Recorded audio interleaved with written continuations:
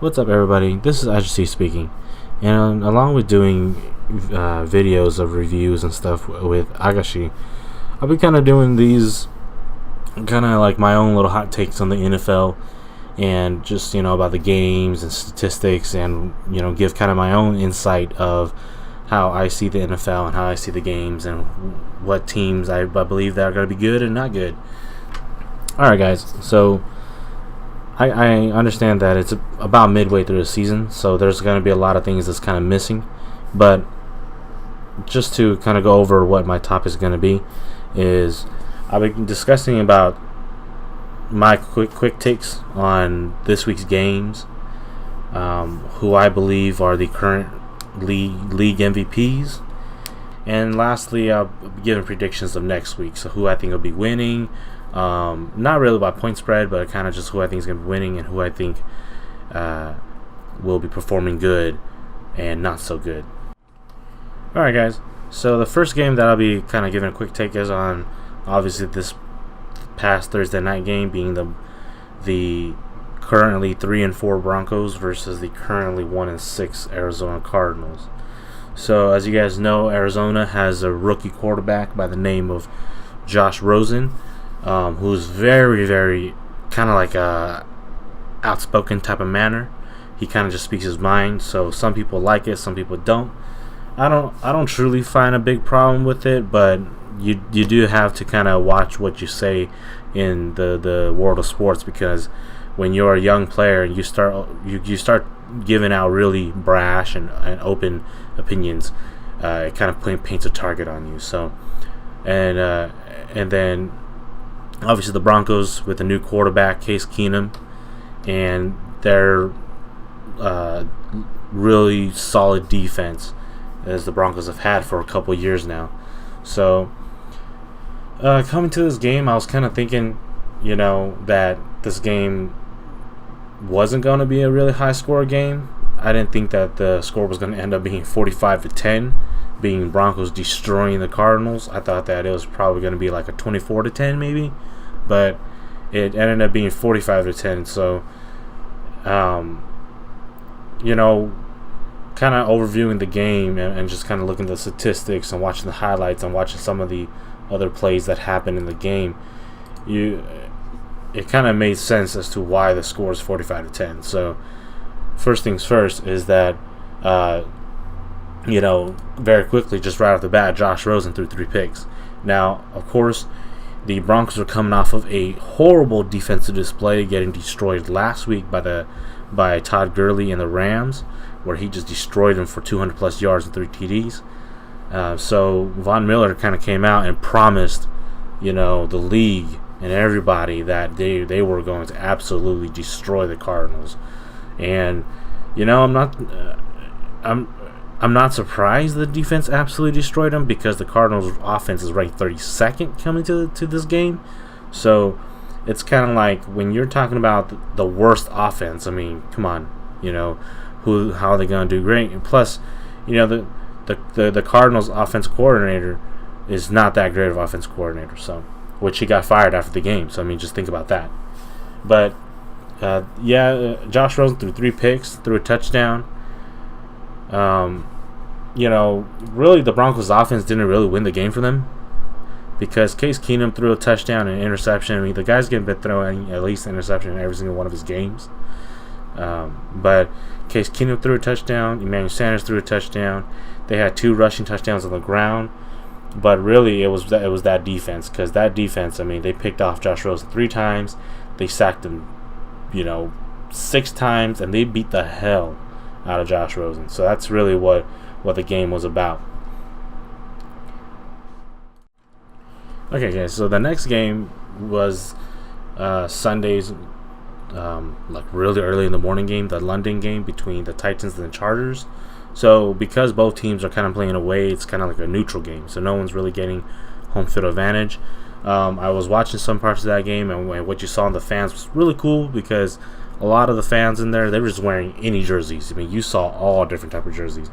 So it really just tells you that, like, there's a big fan base out there, and I truly do hope that, maybe a London London one day will get a football team that will be able to compete, with everybody playing Wembley Stadium, which is a legendary stadium, as all you guys know, with football, with soccer or football. But the score ended up being 19-20, Chargers winning, currently standing at 5-2, and Tennessee at 3-4. And that game literally came down to the wire, with the Titans scoring a touchdown with about 30 seconds left, and then Mike Vrabel, the head coach, opting to go for a 2-point conversion to put him in the lead, to kind of try and put the pressure on the Chargers, because and it ended up that they didn't. They scored a touchdown, but they didn't convert, and so they lost 19-20. Now, what I did notice in that game, really just straight out the bat, was Marcus Mariota's got a lot of problems. The guy doesn't. He follows the plan, but he doesn't really know how to read the defense.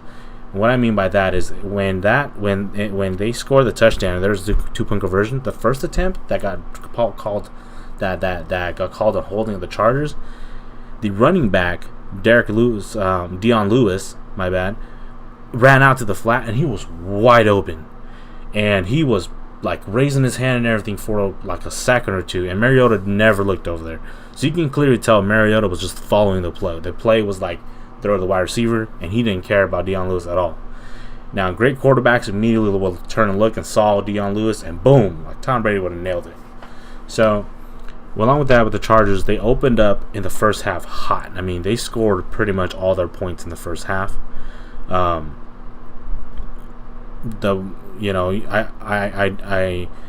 get it. They did about 10-10, but the Chargers were red hot in the first half, and the Tennessee Titans were really not hot at all in the first half. Then the second half came, and the Tennessee Titans turned it up. And when they turned it up, the Chargers kind of cooled off, and what you saw was kind of like a shift in the momentum, but it came too late, and they lost because of that. The Titans they ran all over the Chargers. So the Chargers got a real big problem with the run D, as usual. But the Chargers offense really was picking it up, and it almost looked like the second half they were just kind of trying to milk the clock. So, but in today's league, you're not really a lot of that, because you see what I'm talking about when I talk about another game that happened this week that completely flipped the switch in 2 quarters. But that's really my hot take on it. The Chargers edged them out. Both teams had a little bit of blunders that they made, but really it was a nice defensive stand by the Chargers that ended the game for them and won them the game. Okay, guys, speaking of what I was talking about, bad offense ruins a good defense. We have here the 4-3 Houston Texans at the 3-4 Jacksonville Jaguars. The Texans won the game 20-7. In which the defense of the Texans, led by J.J. Watt, absolutely dominated the Jaguars' offense. So much that the Jaguars finally tapped out from having Blake Bortles. My message to a guy like Jalen Ramsey is truly this. And it's kind of like the message that everybody else puts out. When your quarterback sucks, you shouldn't go around and talk smack about other quarterbacks. That's just the truth. Because everybody knows that your quarterback sucks. Yet you can't talk about him because you know that he knows that you're going to get in trouble for talking bad about him. Because the quarterbacks are very protected. Go ask OBJ and the New York Giants about Eli Manning. And Eli Manning's won them 2 Super Bowls. So in a way, you can make an argument. I don't believe it, but you can make an argument. But in the case of Blake Bortles, the guy's a lost cause, man. Blake Bortles is bad. He's so bad. It's ridiculous. But they lost the game. Jalen Ramsey got his butt handed to him by DeAndre Hopkins. But, when does DeAndre Hopkins not hand Jalen Ramsey his butt? I get it. DeAndre caught 3 catches for 50 yards and a touchdown. But he got the touchdown. And if any of you guys watching that game, that touchdown, he owned Jalen in that one. Because he put that move right on Jalen and completely got the inside game and won that one. He also caught a one-hander over Jalen. And you know, to some of you guys who are statistics lovers, you'd be like, oh, well, you know, he only caught 3 for 50. Yeah. Think about it. What's that average, guys? You know. And even more so, if you watch the game, you know what I mean. He kicked Jalen's butt. Because think about it, guys. Deshaun Watson threw 12 completions. 3 of them, okay? 3 of them, a quarter of them, went to DeAndre Hopkins for 50 yards and a touchdown. So, he won. It was kind of like an ugly game, though, overall. But the Texans are proving that, you know, they're a gritty team. Like, they're not the best team. They're not the worst team. But they are a gritty team that are going to fight. And sometimes just having that mentality will take you far. If you guys, you know, just think about back when the week 1 when the Texans kind of started making a comeback against the Patriots. Just being a gritty team will take you far. And for the Jaguars, they got to figure something out, man. Because, you know, they benched Blake Bortles after he fumbled twice and stuff, and he's just bad. And they decided to start Cody Kessler, and Kessler threw a touchdown. Dude, like, I get it. They didn't game plan for you, bro, but at least he threw a touchdown. I mean, he made more completions than Blake Bortles, threw more yards. Blake Bortles looked like a kid lost out on a play. He was a kindergartner on the grown-ups playground. That's what it was. So, yeah, the Jaguars got problems, and the Texans handed it to them. Okay, guys. So this is the match that I was talking about there is no guaranteed victory and no guaranteed lead. That is too small. That is too big. The match between the Carolina Panthers and the Philadelphia Eagles. So it was a home game for Philly. Now, the Panthers after this game are 4-2, and the Eagles are 3-4. The Panthers are quietly doing good. Like, you guys have to understand, they're quietly doing good. You know, in the NFC where you have powerhouses that are just like looking real good, the Panthers are quietly looking good. The Eagles had a 2-game win streak coming to this game, and they lost. So they, and it was a crazy game. So in the first half, the Carolina Panthers scored nothing. And the Philadelphia Eagles scored 10 in the second quarter. The Eagles were rolling. I'll just put it that way, guys. The Eagles were rolling in the first half. Hell, they were rolling in the first 3 quarters. At the end of the third quarter, Philly was up 17-0. And how I was talking about in that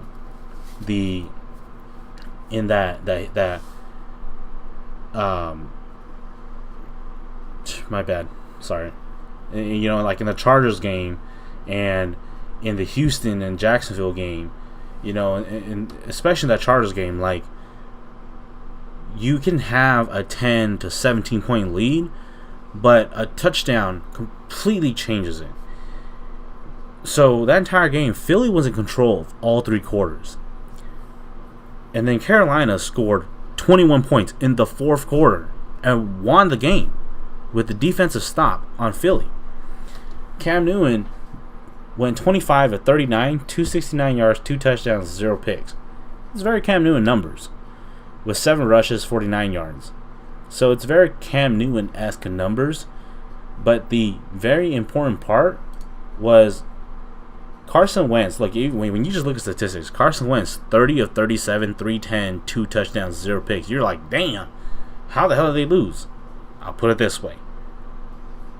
The Eagles' defense, they let up just a little bit too much.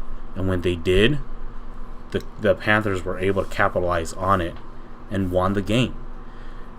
The Eagles had a drive that they had their final drive at the end, and it was pretty crazy. Like, they had their final drive, and Carson Wentz came out immediately threw a deep bomb to Alshon Jeffrey. The Panthers cornerback PI'd him and gave him like a 40-yard pass interference penalty. A lot of people would question, why would you do that? But when you really think about it, he got beat. If Alshon caught it, he would have ran for a touchdown, and the game would be over because the Panthers would have to come back out and score with less than 2 minutes on the clock. I mean, it was the Panthers just scored 21, and the Eagles were 17, and they almost got a touchdown, and then they drove, and Carson Wentz had a bad pass that almost got picked off by Eric Reed. It was a little questionable, They kind of debated. They kind of talked about how it hit the ground, but it was kind of hard to see based on what they were showing was it's kind of give or take. Are you going to assume that's going to hit the ground? Because I didn't really see the ball shift, but it got reversed. Then the Panthers came out and they just went clutch mode. They came out, they pass rushed, sacked Carson Wentz, forced the fumble, recovered it. It was over. Game over at that point. The Eagles had no timeouts. That was it. And this game between the Panthers and the Eagles truly showed you that it's one of those things where if you have grit, you can duke it out and win it. And the Panthers just had more grit than the Eagles. And what you see is that in today's league, a 17-point lead is nothing. Understand that a 17-point lead back in the early 2000s, the late 90s, that was a game winner for sure. You put a 17-point lead and you're gonna win. How the Chargers, the Chargers would play back then with LaDainian Tomlinson and Mark Schottenheimer. They would win by 4 points because they would put up enough points and they'll just run out the clock. Not in today's NFL. Today's NFL is so pass heavy, so yard heavy that a 17-point lead is just not gonna hold, because they can come out and score a touchdown in 2 plays, and that's the thing is that the Eagles let up, and by letting up, the Panthers capitalized and won that game. It was a great game for anybody who watched it. Great game for the Panthers. That was it was one hell of a end to a great show. Okay, so in this match between the Minnesota Vikings at the New York Jets, it was really a match that was about a rookie quarterback versus last year's top defense. And the Minnesota Vikings are currently standing at 4-2-1, with the Jets at 3-4. And right now, with the Minnesota Vikings winning this game 37-17, it puts them currently at first in their division, which is kind of what everyone's expecting. And this game kind of went how I also expected. It's a rookie going against a defense that, although maybe giving up a lot of yards, they still have players on there that are legit players that will make plays for them. And so I'm not surprised that the score was 37-17. I do have to give props to Adam Thielen having his 7th straight 100-yard game, which is freaking awesome. What's even better is he's a white dude. He's a white dude, wide receiver, and he's killing it.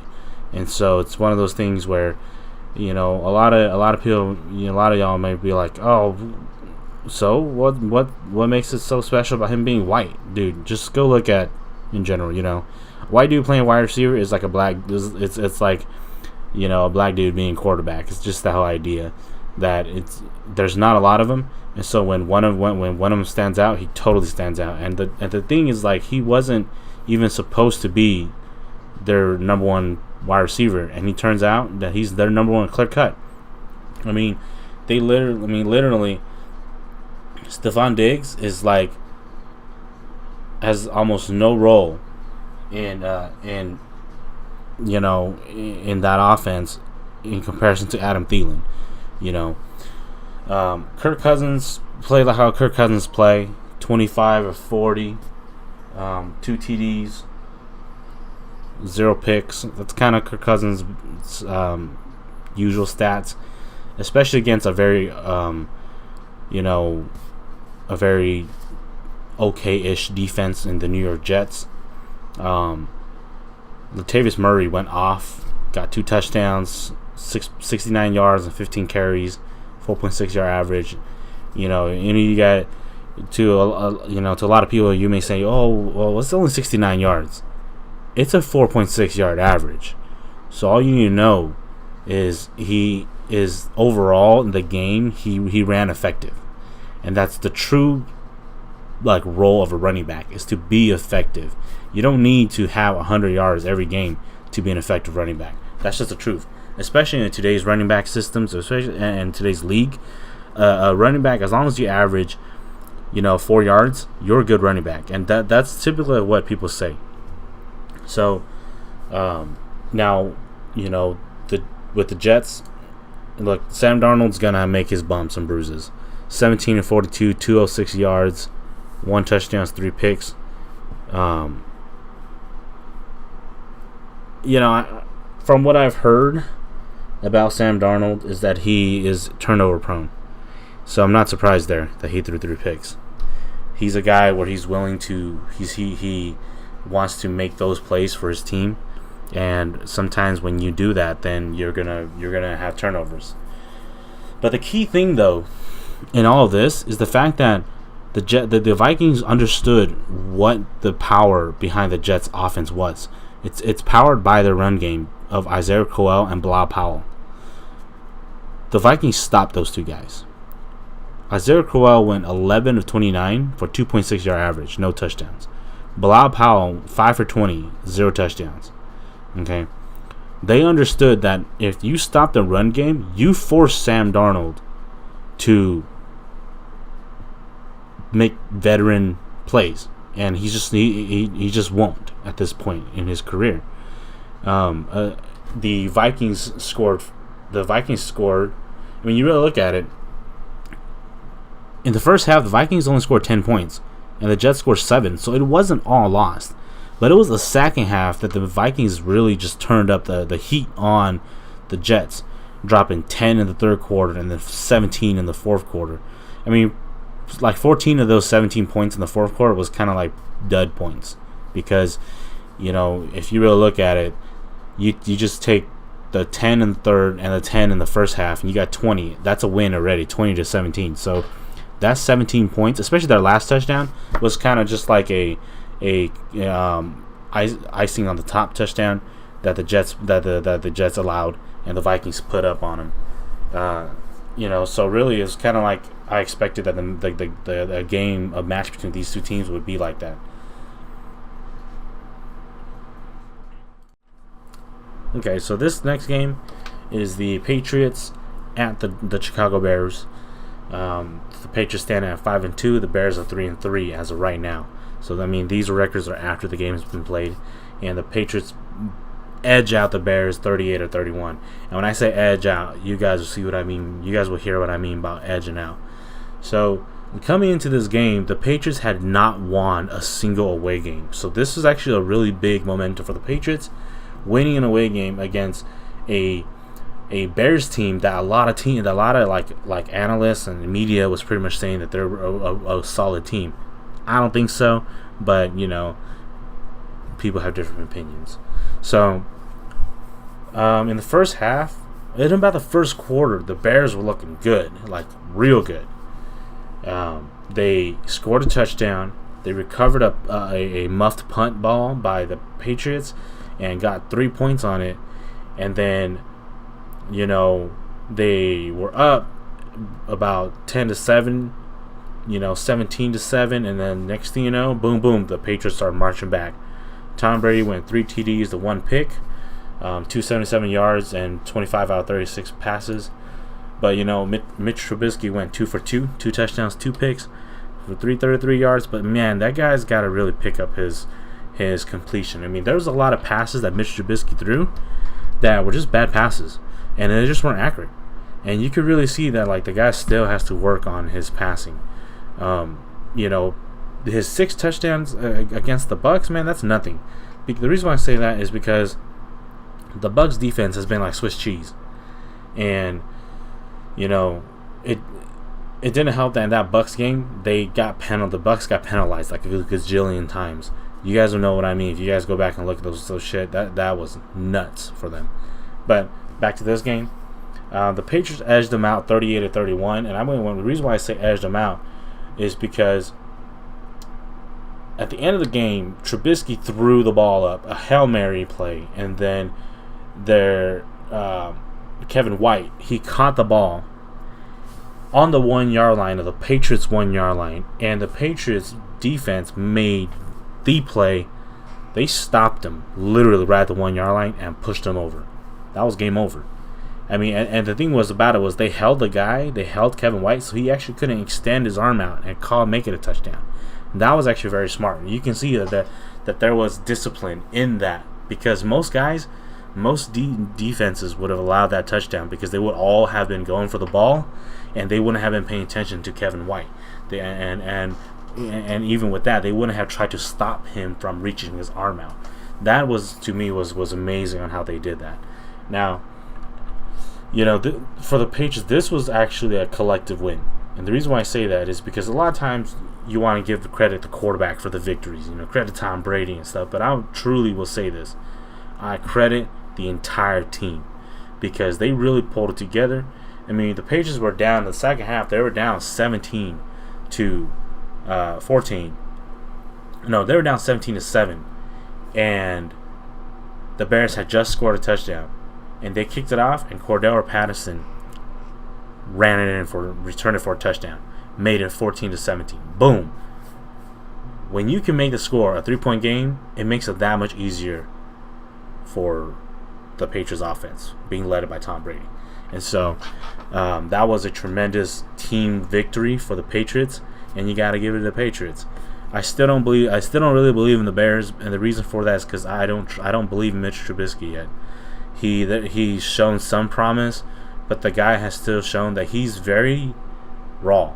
Like, when you watch Mitch Trubisky, what you see is like what Brett Favre was back when Brett Favre first started playing for the Packers and right in his first year or two. That's exactly what you see from Mitch Trubisky. He's kind of just like playing backyard football where he's running. He's not really like reading his routes, reading the plays. He's kind of just reacting. And, when you do that, you're going to win some games against the bad teams, but you're going to lose against the good teams. That's just the truth. And there's a reason why they stand at 3-3. And the Patriots stand at 5-2. Okay, so this is the next game, being the Buffalo Bills versus at the Indianapolis Colts. Both teams stand at 2-5 after this game, in which the Colts destroyed the Bills 37-5. Now the Bills, there's not much that the Bills can do. You guys, if you guys who follow football know why the Bills are just this bad. First, I don't think they got that great of a coach, and they don't have a good quarterback. Josh Allen got hurt, and he's going to be out for about 3 weeks. Nathan Peterman is by far the worst, I repeat, the worst quarterback to ever play football. He's worse than Ryan Leaf, okay? You guys don't believe me? Go look up his quarterback rating for every single one of his games. The man is extremely bad. So bad that the Buffalo Bills were willing to hire an old, washed-up Derek Anderson who was never good. I'm surprised that they haven't hired Colin Kaepernick. I'm telling you guys that for reals. I'm surprised they haven't hired Colin Kaepernick. Now, of course, everybody knows why the Bills won't hire him, because the owner of the Bills has been one of the most vocal guys against the protest and Colin Kaepernick and all that mumbo jumbo. So that's a whole different topic of itself. But they hired Derek Anderson because Nathan Peterman's that bad. They're willing to hire some old, washed-up dude who can't play a lick because they know that Nathan Peterman is young and can't play a lick. Now, they got crushed, okay? 37-5 is absolutely destruction of a team. Andrew Luck was almost perfect. And here's the crazy part, guys. He only had 156 yards, but he had 4 TDs on 17 completions. Marlon Mack, the running back, went 19 for 126 and a touchdown. Oh, Andrew Luck didn't throw a pick, which is rare because Andrew Luck is a high-risk, high-reward type of quarterback. He's a gunslinger. And typically gunslingers will average about a pick a game. And he almost went perfect against the Buffalo Bills defense, who was touted to actually be one of the better defenses. It just proves to you guys that when your offense is so bad, your defense will struggle, because not only will they have been on the field too long, they will also lose simply all morale to play. And you guys will see what I'm talking about when I get to another game later that happened this week. Now, Ty went off. And when I say off, I mean like touchdown off. He got 2 touchdowns, but dude, he got 4 catches, 25 yards. That really just tells you that the Bills just put the Colts in good positions, and the Colts defense ain't even that good, guys. Like, they're not that great of a defense, and they killed them. I do have to say this though. I really, really hope, because I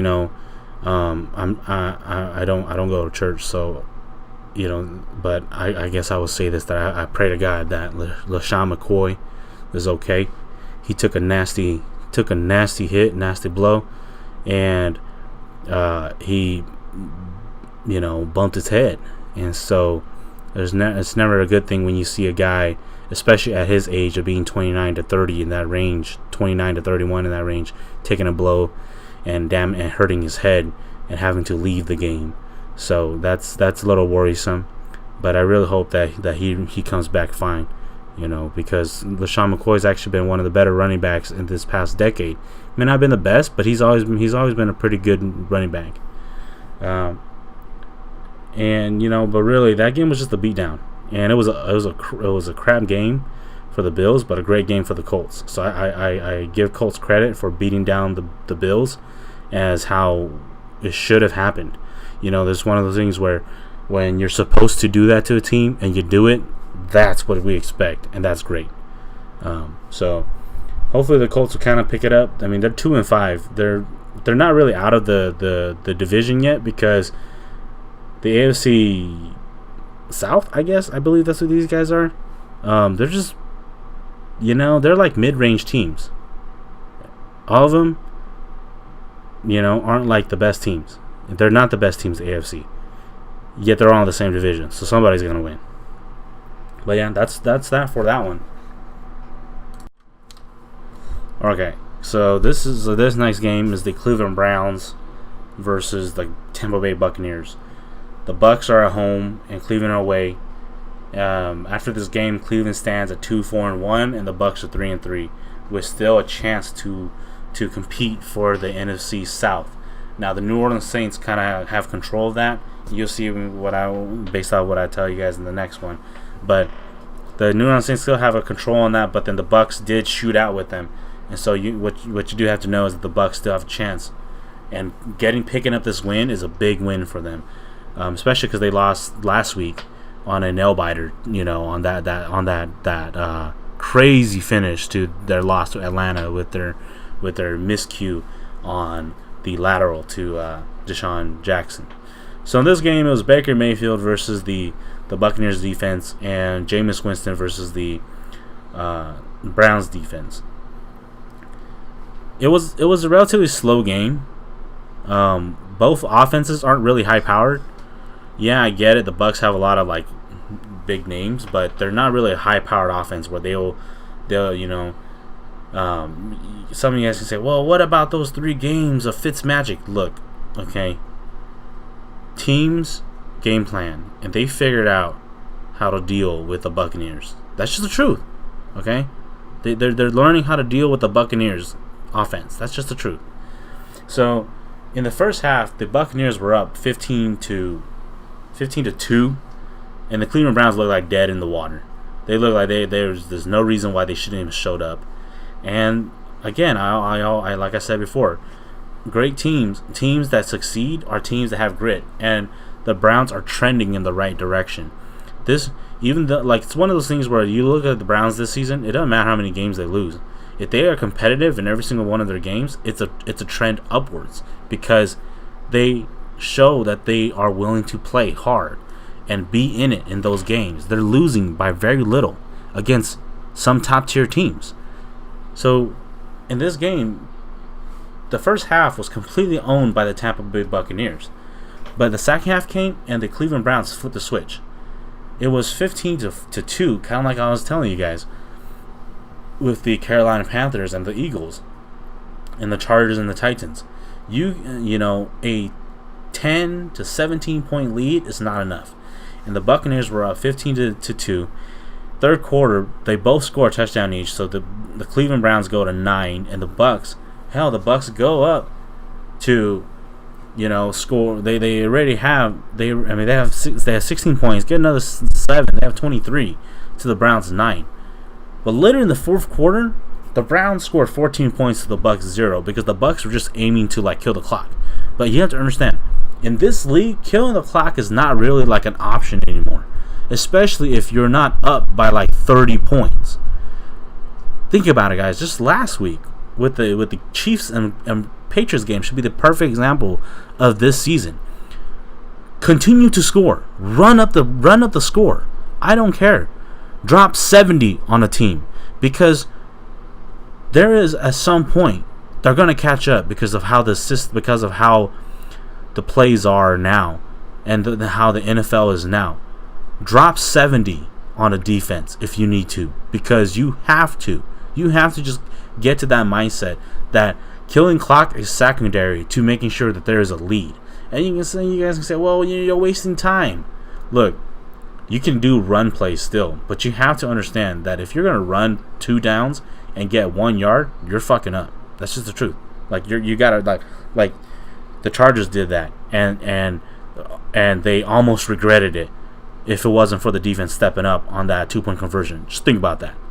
So the Buccaneers almost regretted it too. They scored 0 points. The Browns defense totally stepped it up, and their special teams totally stepped it up. Jabril Peppers returned that final punt, put him into red zone, and Baker Mayfield scored a touchdown within a minute left on the clock.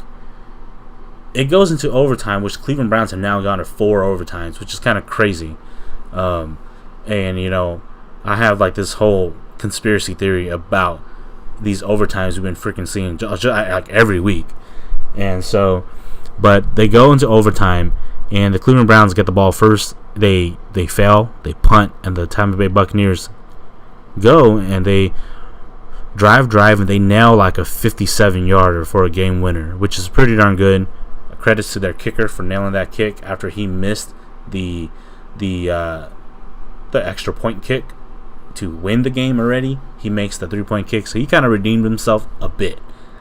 I never really liked the whole thing about redeeming yourself after you missed the kick to win the game the first place. You should never have to get into that position. So the Buccaneers, good win for the Bucks, staying competitive in their division. And the Browns, look, man, to Brown fans, you guys can lose, but you guys are trending in the right direction. You guys are staying competitive, and that's all that matters. Because you guys are just you guys are really truly a coach away. That's just the truth. I'm not lying.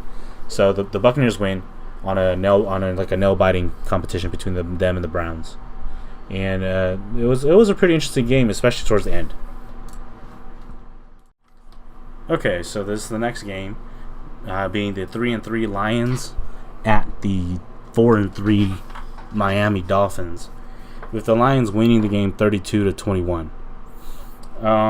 Stafford went 18 of 22 for 217 yards, 2 TDs, and no picks, which is almost a perfect game. Real good. He played very efficient. But the highlight and hero of the game is the running back Kerryon Johnson. 19 carries, 158 yards, no TDs, but he got an average of 8.3 yards. LeGarrette Blount also spelled and made a good impact, 10 for 50 and a TD. So what you're seeing is that LeGarrette Blount's probably the greatest serviceable running back in the history of NFL. The guy has gone to so many teams, and he just puts numbers where you're just like, man, this guy deserves a starting job. But you guys all know, something about LeGarrette Blount doesn't. He's just he don't want to be a full-time starter. He wants to be that spell guy and comes in and just kind of kicks your butt. But along with, really, when I look at that game, The Dolphins, Tannehill wasn't playing. He's hurt. So they have Brock Osweiler playing. Osweiler went 22 of 31, 239 yards, 2 TDs, no picks, with Kenyon Drake getting about 6 carries, 72 yards, and a touchdown. Really, that game was kind of like a standard back and forth game, with the Lions just making about a play or two more than the Dolphins. The Dolphins are struggling because they don't have a legitimate defense and a legitimate quarterback. That's why they're struggling. They're fighting hard because they're 4-3. But part of it comes from their schedule, but the standout wide receiver, Albert Wilson, who pretty much won them the game against the Bears last week, he got hurt. He took a leg injury and it looked pretty bad, and he got hurt. So it kind of sucks because he kind of was picking up from where he left off in last week, and then he got hurt. So overall this game was kind of just like a standard game where it's just back and forth, and the Lions just made more plays overall, which allowed them to win. So now they stand at 3-3, and the Dolphins are 4-3. All right, guys. So this match was probably the game of the week between the New Orleans Saints and the Baltimore Ravens, and I will have to say it's the game of the week. It was the number 1 ranked offense versus the number 1 ranked defense, and it is the number 2 team in the NFC going against a very good 6th seed team in the Baltimore Ravens. The Saints won the game 24-23 due to B.J. Tucker, the kicker of the Baltimore Ravens, missing a field goal kick to tie the game. An extra point field goal kick, actually, to tie the game. Crazy. You guys, because the thing is this, is the guy had made 22 consecutive kicks of extra points, and he finally missed one, and they lost because of that.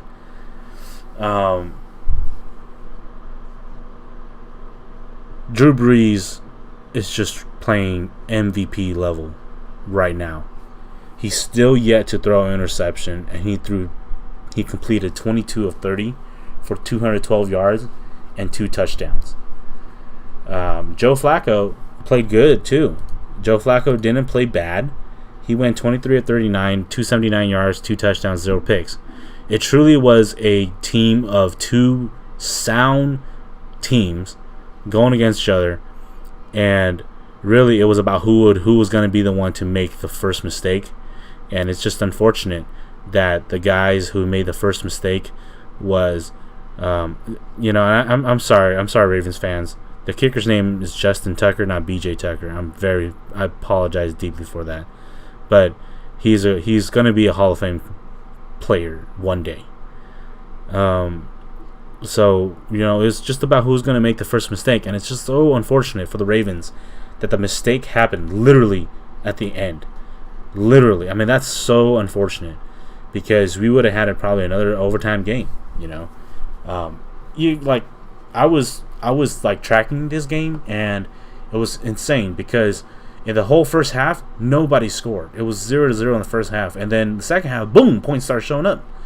Baltimore went up 10-7, and then they went up 17-7, and then New Orleans just straight up went crazy in the fourth quarter, dropping 17 points to the Baltimore 6, and obviously the 6 is like the doom number, right, for them, because it should have been 7 if they made it, and it would have been 24-24, which would have led to an overtime. Sometimes things just don't work your way. Baltimore Ravens are still a really good team. I'm not going to lie about that. They're still a really solid team. As long as Joe Flacco doesn't choke, they are a solid team. The Saints, though, man, they're the real deal, guys. Like, the Saints are the real deal. They are 5-1 right now. after losing that first game, in which they almost won too, which is crazy. They have been on a roll, and Drew Brees has been on a roll, and it's gonna be.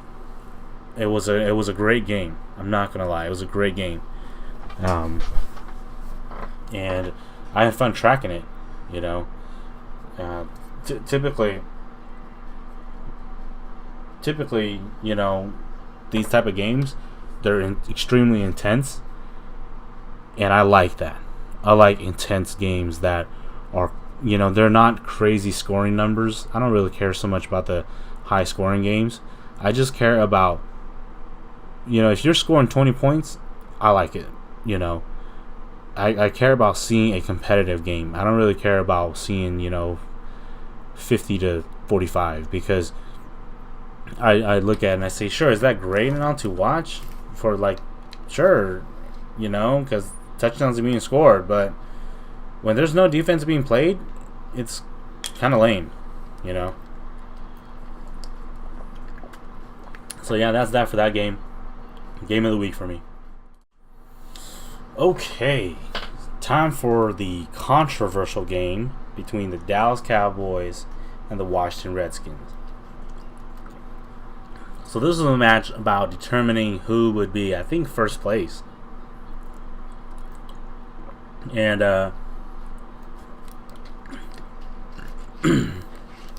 you know, Cowboys were looking to slow down the Redskins and chip in closer to that first place. And the Redskins were looking to put a good lead over the Cowboys and the Eagles, and they did that with a 20-17 victory. Now, there was kind of a controversial thing that happened at the end of the game with a false start on the snapper, for the long snapper of the Cowboys on the field, you know, on the field goal kick. And I don't want to really get into that right now, because that you know, if I get into that, it's a whole different topic. But I will say this, that the Redskins made key plays that won them the game. And the key, I would have to say, the very, very key play was that strip sack, forced fumble, touchdown for the Redskins. Because think about it, guys. The score is 20-17. If you took away 7 points, they'd lose the game, even if you give them the safety, because a safety would be guaranteed. But who knows, they would have scored a touchdown. You see what I'm saying? That was the key play where Ryan Kerrigan strip sacked Dak Prescott, and the other guy recovered it and got a touchdown. That truly won them the game there. So kudos to the Redskins for winning with old dudes, man. It's true what it is. Ryan Kerrigan's not a young guy. Alex Smith's old. Adrian Peterson's old. And they're going out there beating up this young team in the Dallas Cowboys, who, you know, their offense is totally questionable. Like the 40-point game that they put on the Jaguars, I totally knew it was a one-time thing, because Blake Bortles gave them those points. So this game, the Redskins won. Dak went 22 of 35, 273 yards, 1 touchdown. Thank God he threw 0 picks. But really, think about it. Zeke went 15 of 33. Again, when you stop, the key to going against the Dallas Cowboys is don't let Zeke get going, because if you do, you're going to pay. And it's just a common theme. Stop Zeke, stop the Dallas Cowboys. Alex Smith, I mean, it wasn't like he played that much, better. It was, 14-25, 178 yards, 1 touchdown, no picks. But, I mean, Adrian Peterson, 24 carries, 99 yards, 4.1 yard average. This guy, who used to be the best running back in the league, is still showing that he still got something left in the tank, that he can still play. And it's always great to see these old-timers still play at the level that they do.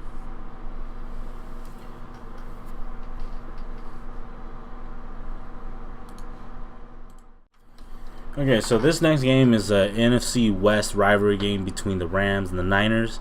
Now, before Jimmy Garoppolo went down, everyone was totally looking forward to this game because we're talking Garoppolo and the Niners versus Goff and the Rams.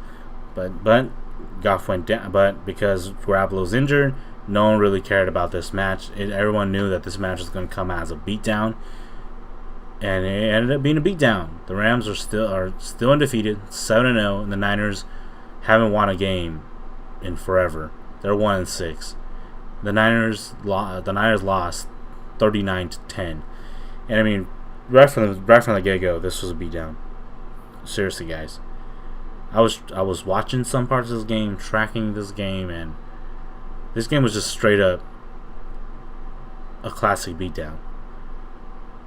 You know, the Rams scored 22 points in the first half and another 17 in the second half, and by the second half they were just cruising.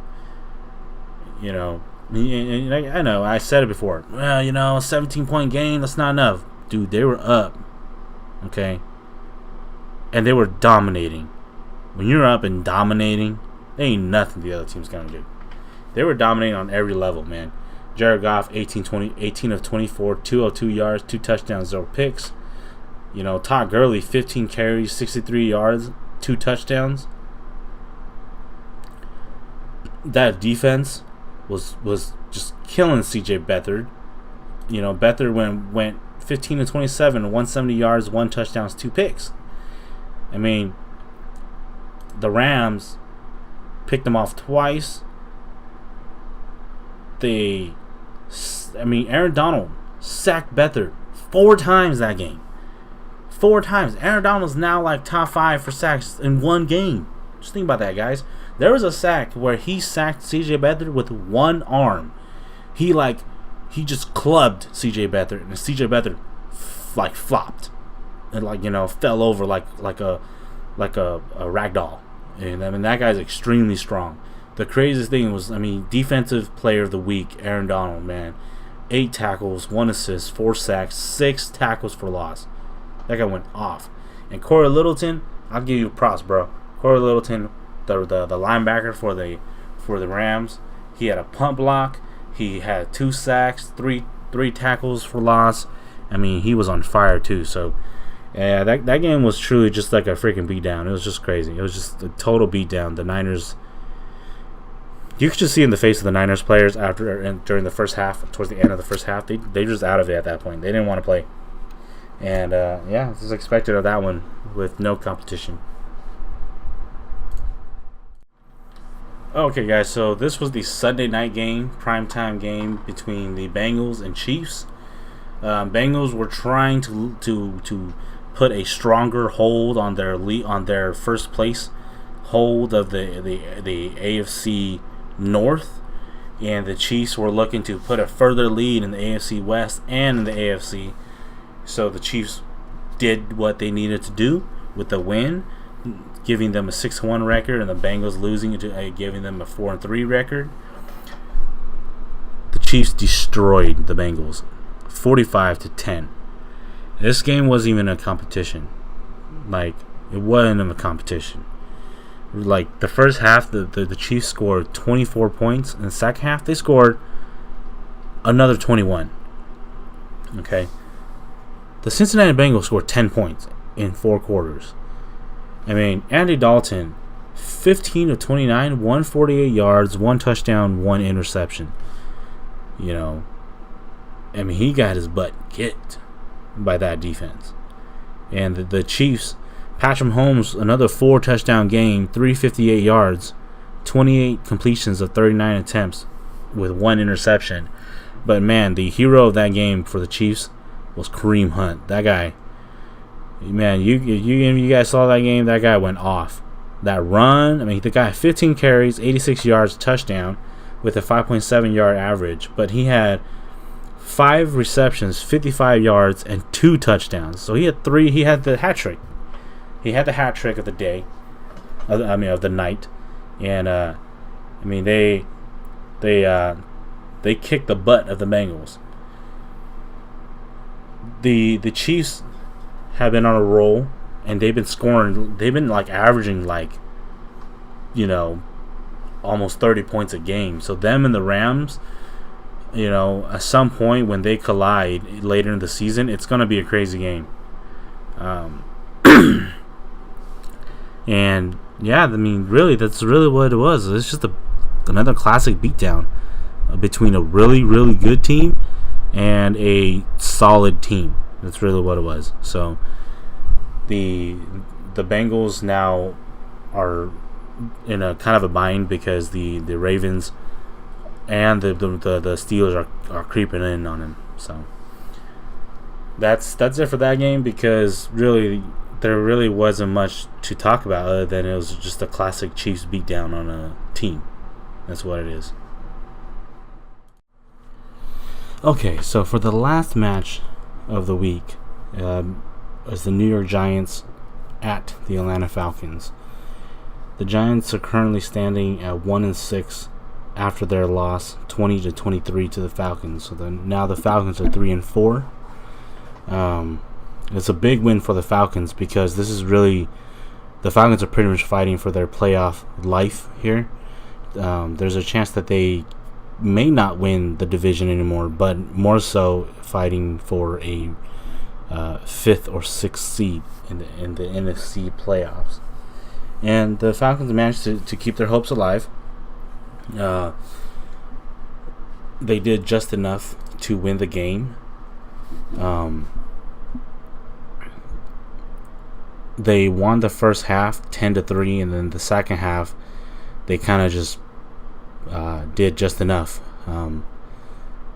The Giants really turned it up and won the second half 17-3, but again, the Falcons scored 3 more points, so a field goal more to give them the win over the Giants.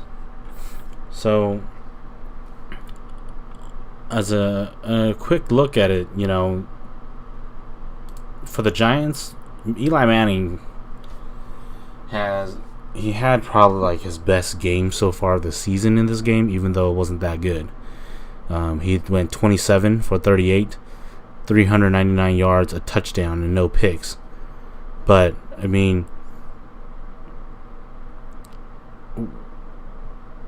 sure, his interceptions gone down, but the guy's he's just not producing points.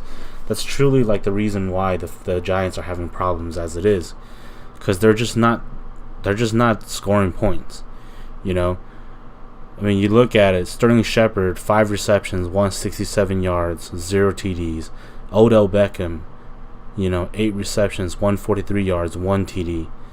And it's just, but then when you really look at drive summaries of the game, Giants are punting a bunch of times, and then they turn over.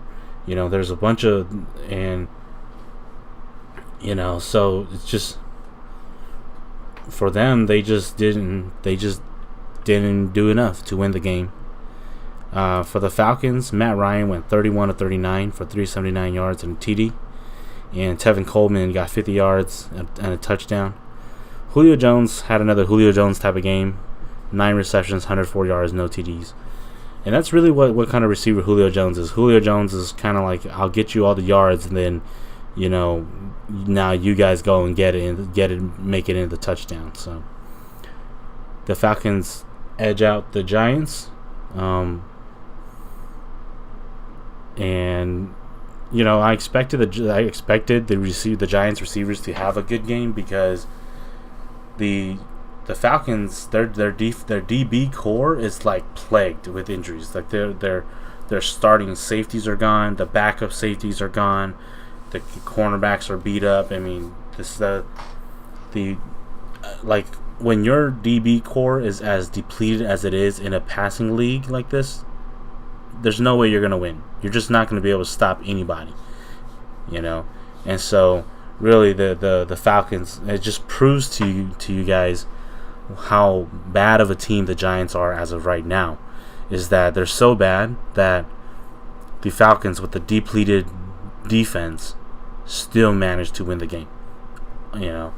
So yeah, that's it for that one, guys. Alright, guys, so my next topic is going to be about the current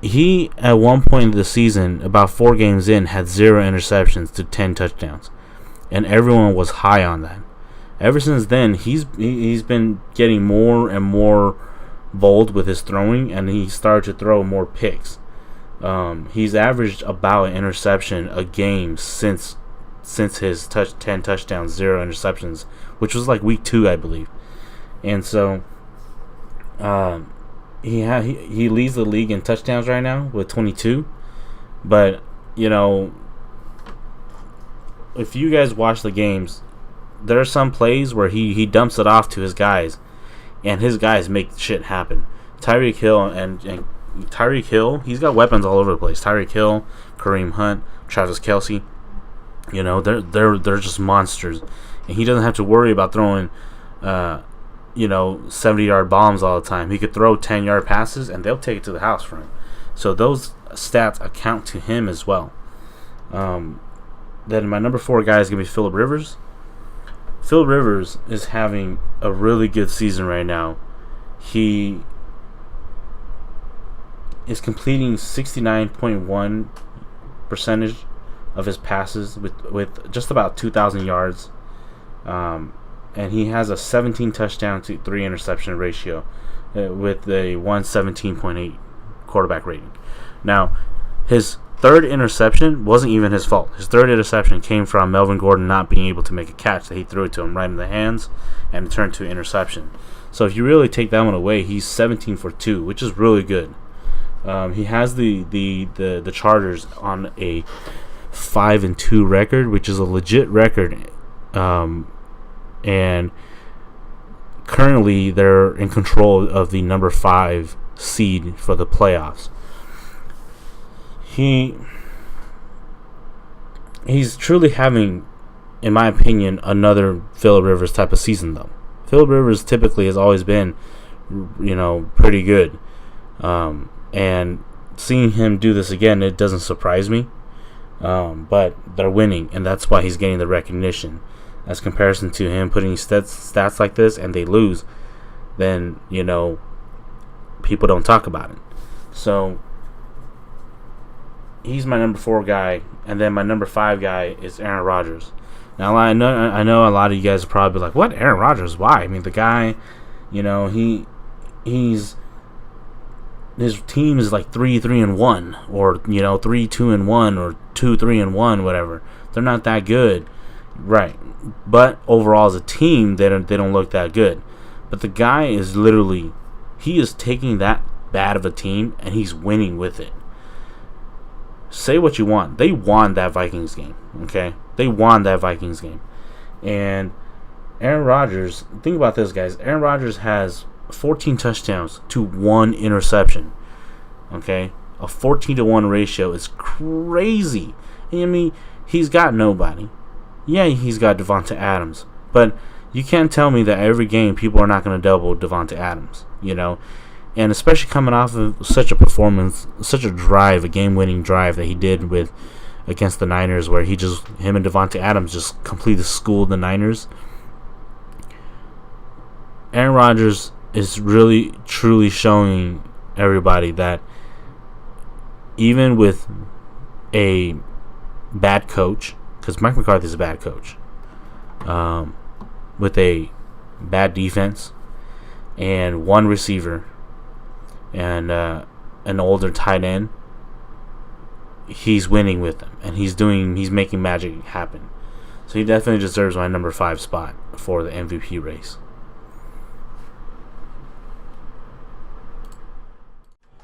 Okay, guys, so now we're gonna get to the predictions of Week 8. So Thursday's game is between the Miami Dolphins and the Houston Texans.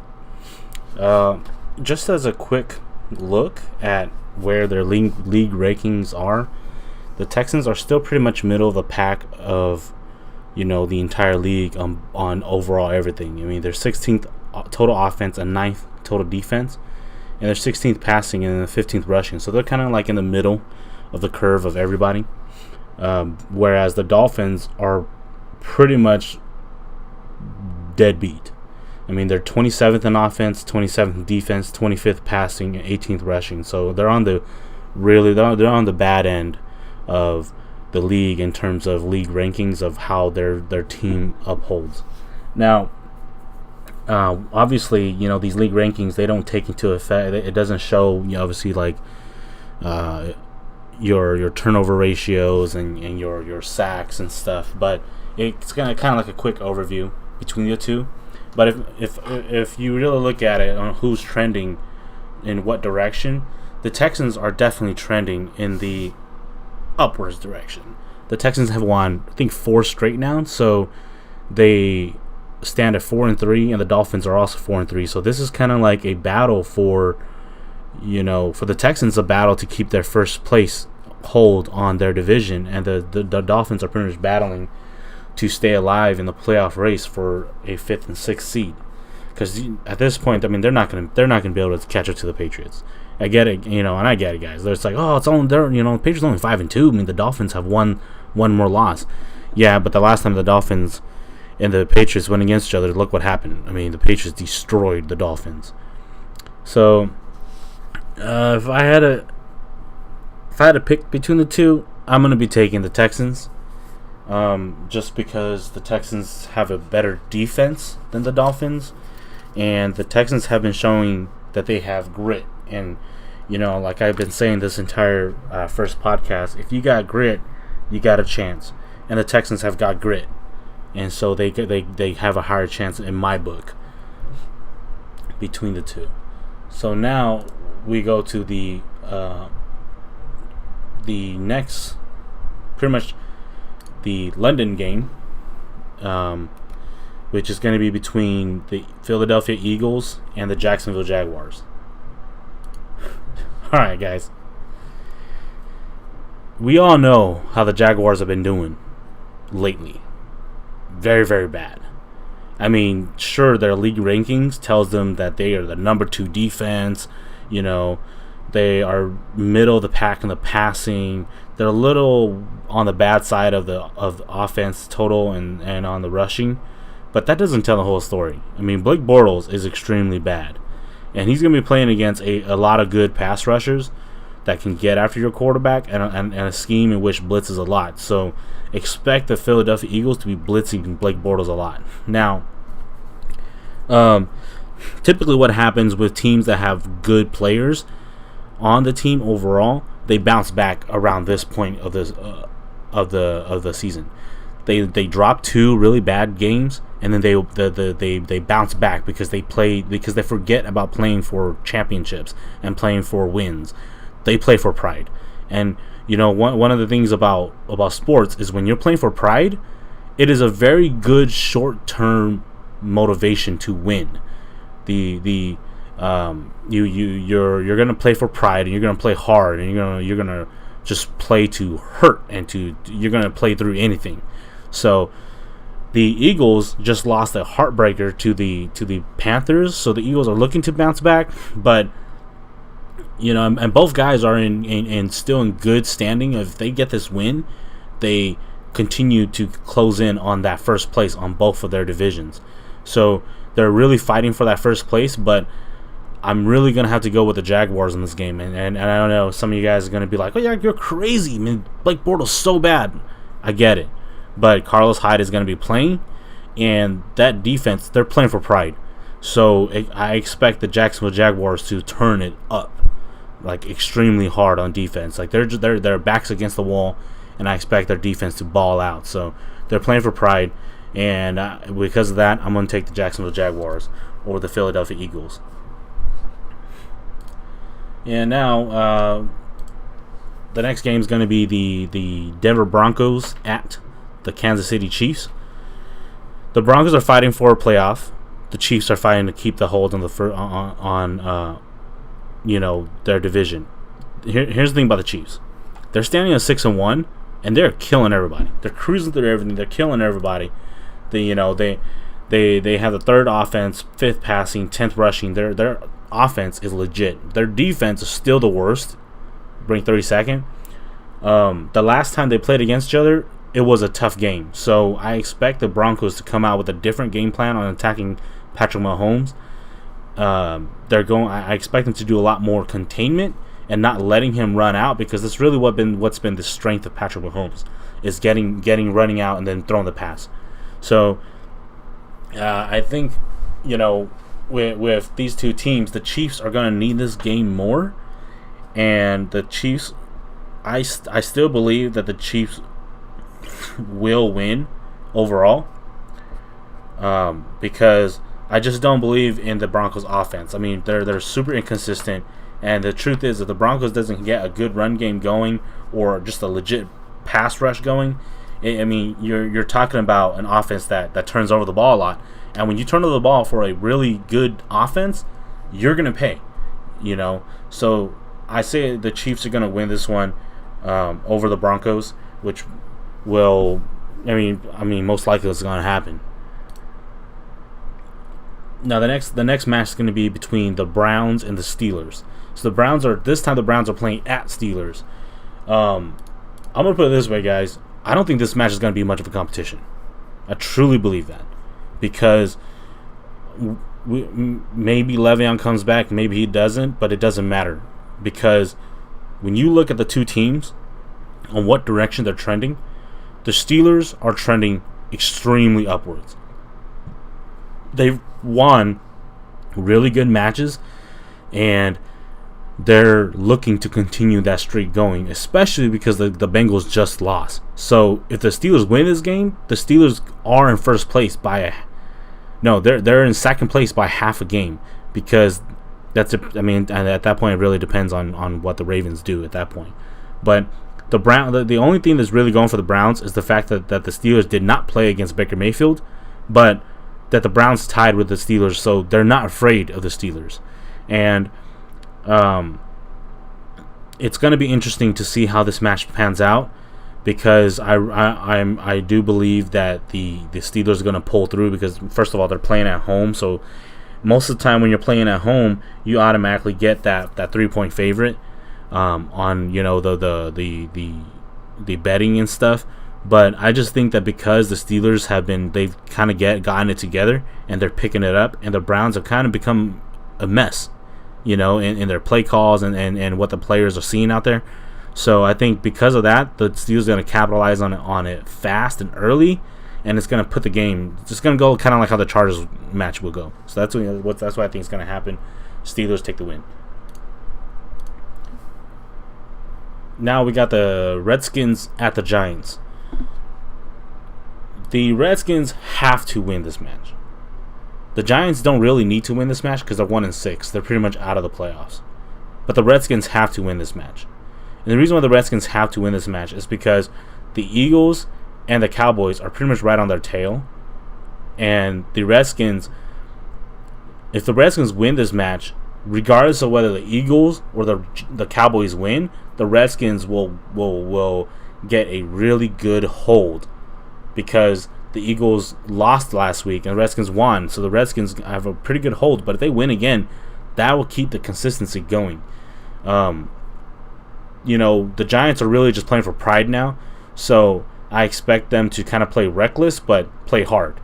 And you got Odell and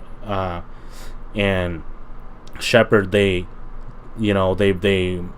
went crazy on the game against the Falcons, but the ultimate problem with the Giants is that Eli's still there, and the Redskins got a pass rush. So I don't expect the Giants to win this one. I expect the Redskins to win this one, because they have the pieces to beat the Giants. Alright, so now we got the Seattle Seahawks at the Detroit Lions. So this match is quite interesting, because both teams are 3-3. And they're around the middle of the pack of their divisions. The Giants still, the Lions have a bigger chance of competing in their division, but I don't think the Seahawks are pretty much in that spot anymore, because the Rams are 7-0. The Seahawks are pretty much looking to try and get the 5th and 6th seed for the playoffs, so they're fighting for that. Now, the Seahawks defense is pretty dang solid. Look, guys, no Legion of Boom, but they're playing pretty solid. And the Lions are a team where they're really in the middle of the pack. Just like they're competitive, but then they're not truly standout. But they're gritty, and the Seahawks are gritty as well, especially in the rushing game. I'm looking at this game, and it's really a toss-up because you don't really know which Matt Stafford's going to show up and which Russell Wilson's going to show up against these two teams. And both teams have been kind of trending in the same direction. And I get it, the Seahawks lost to the Rams, but they lost to the Rams by 3 points. That's a big morale booster for a team like that, who everyone pretty much said is dead in the water. So, and with the Lions, no one pretty much has any expectation of the Lions, and the Lions are pretty much just playing as hard as they can. So, this match is a really big toss-up, so I'm pretty much going to give it to the home team because it's a toss-up, and I'm going to say that the Detroit Lions are going to beat the Seattle Seahawks because, their team in general is just more consistent in terms of the league rankings, and they played last week and they won. And so they got that motivation going for them. Now we got the Buccaneers at the Bengals. Guys, I really don't know what to say to you guys about this. The reason for that is because the Buccaneers are number one offense, but they sure as hell don't look like a number one offense. But the thing is, the Bengals got blown out by the Chiefs, and some people would say, well, dang, that's morale. That's a morale killer. Not really. No one expected the Bengals to beat the Chiefs. Everyone expected the Bengals to get their asses handed to them by the Chiefs. And everyone expected that the Bucs were gonna have a hard competition against the Browns. So, Bucs standing at 3-3, Bengals standing at 4-3. Really, right now, the Bengals need this win more, and so. They're both defenses are bad, 29th versus 31. The rushing, they're both rushing's bad, 29th versus 28th. The only difference is the Bucs have a better passing offense than the Bengals.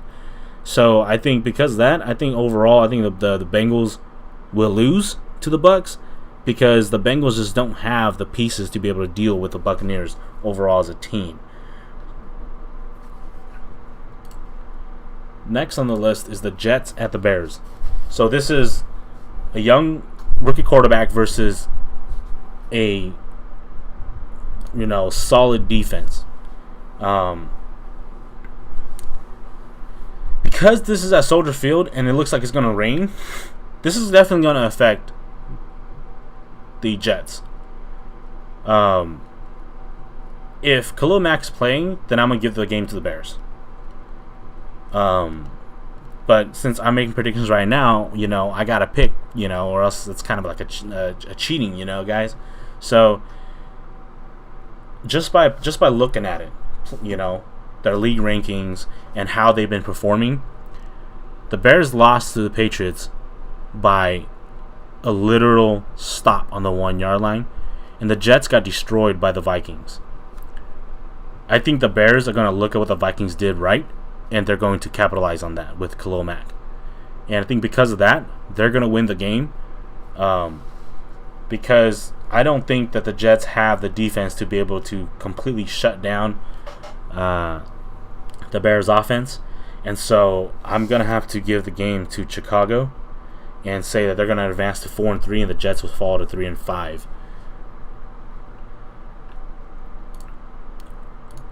Now the next game is going to be between the Baltimore Ravens and the Carolina Panthers. The number one defense versus a really, really extremely gritty, unpredictable team. This is the perfect game for Joe Flacco to show up. I'm not going to lie to you guys. I think the Panthers are going to win this game because of Cam Newton. And I think the Baltimore Ravens are going to lose ultimately because of Joe Flacco.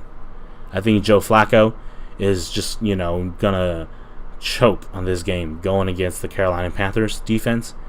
And they're going to end up he's going to end up putting the Panthers in good prime positions to put points on the board. And that's going to ultimately lead to the loss of the Baltimore Ravens to the Carolina Panthers.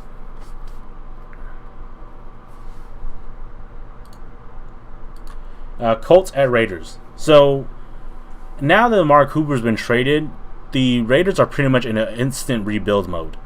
They're going to tank the season.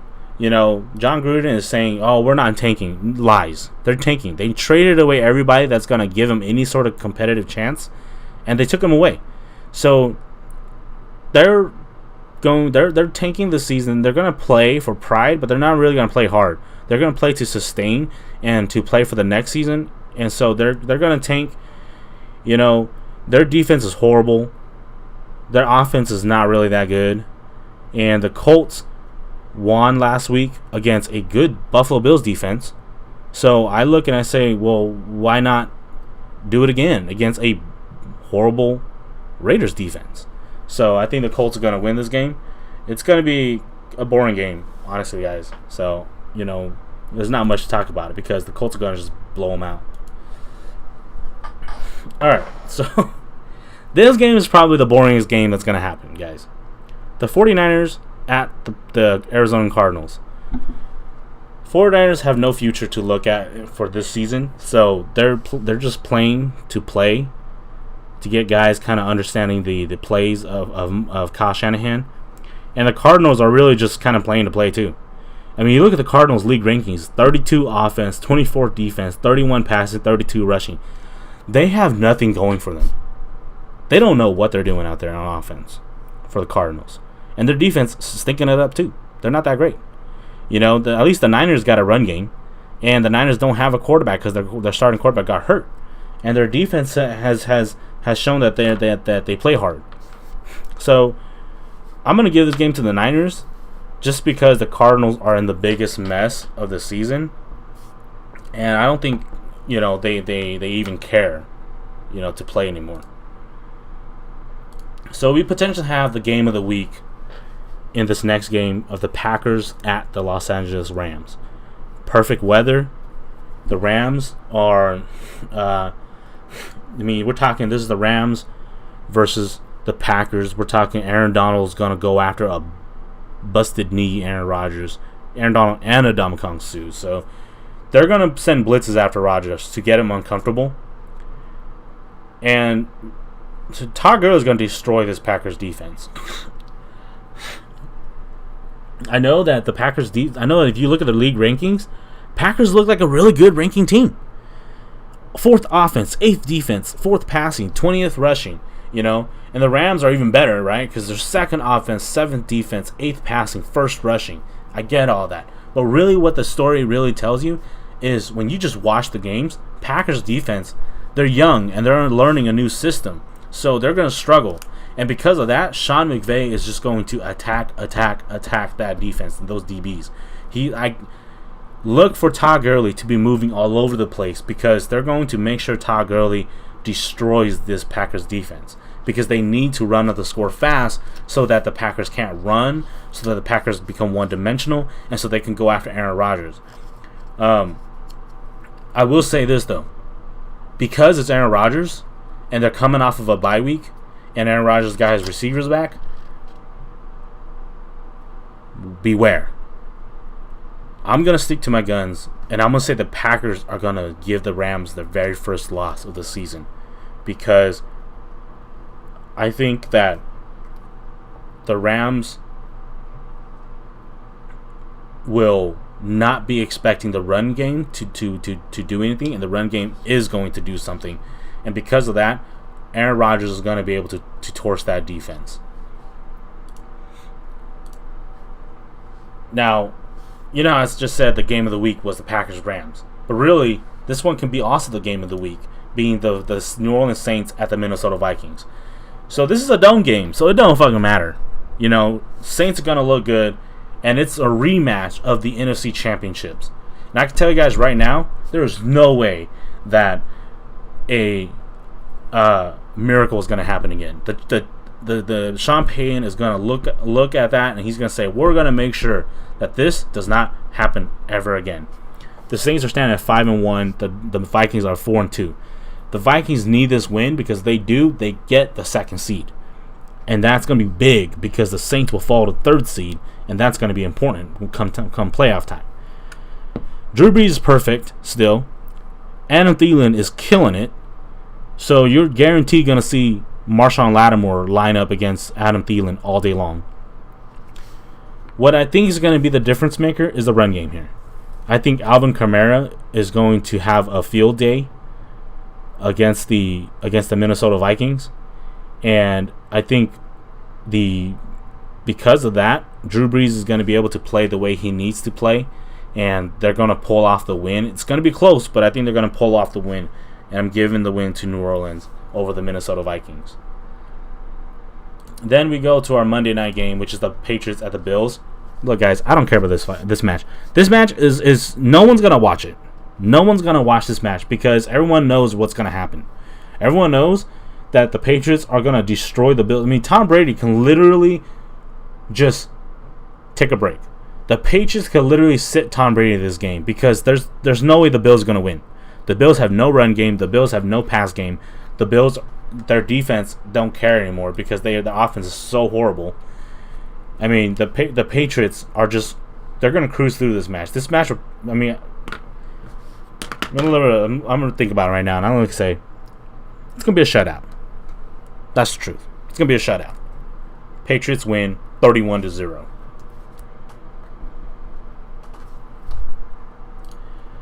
So, guys, that's, pretty much the gist of it. That's the wrap. That's who I picked who's going to win, all right? Peace out, guys. Alright, guys, that's all I got for today. If you guys liked it, go ahead and hit the like button. If you guys didn't, that sucks. But as always, remember to subscribe to this channel. It's going to be a big support. And, go ahead and comment down below on any topics you guys want me to talk about.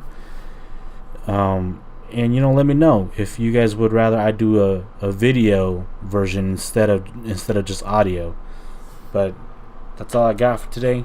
Peace out, guys.